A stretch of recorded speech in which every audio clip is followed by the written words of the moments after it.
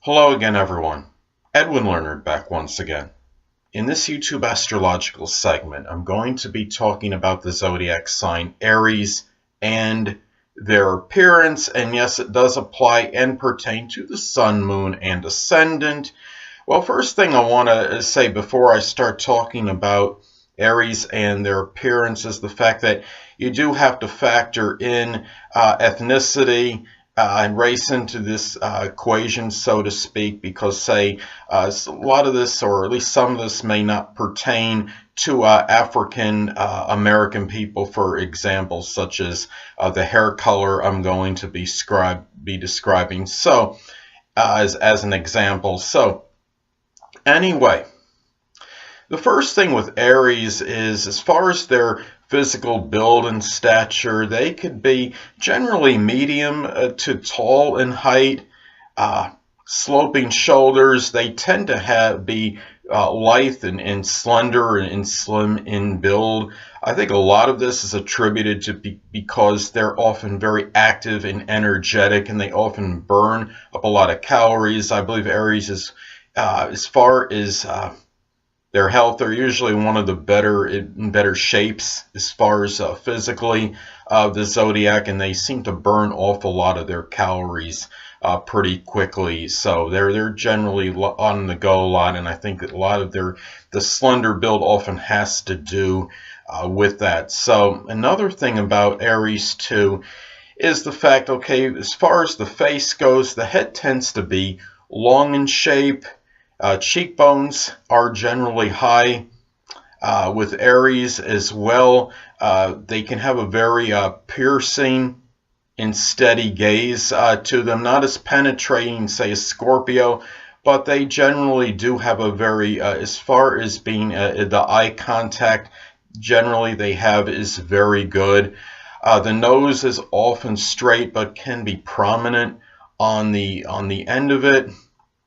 The lips are generally well formed. Sometimes you might see the lower lip might be a little bit fuller than the upper lip. Also, with Aries, Aries can often have some eye issues, I think more so than the other signs, because this corresponds with the zodiac sign Aries, and you might find because of the possible eye deterioration, many may wear glasses or contacts because of this.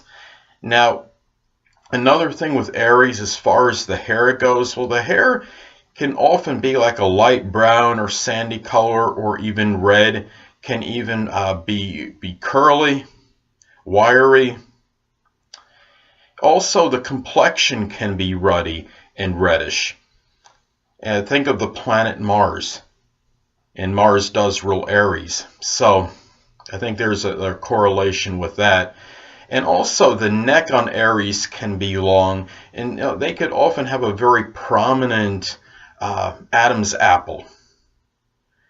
And another thing with Aries too is they're generally, I see Aries as being proportionate generally. Now if an Aries born in the Sagittarius decan or decadent of Aries, then the legs might be a little bit longer in contrast to the rest of the body. And also a thing to look at with Aries perhaps is a scar or a mark on the face might figure more prominently with Aries and the other signs because of the correspondence with the face to the zodiac sign Aries. I think a lot of this too has to do with the fact that Aries can be very impulsive and impetuous. And Aries, I would say, along with Sagittarius, are the two signs that have the greatest propensity toward accidents. A lot of it's because of the impulsive nature of Aries and the reckless nature of Sagittarius. Now, the shoulders can be thick, and I talked about the complexion being reddish before. It also could be a swarthy or kind of tan complexion they could have.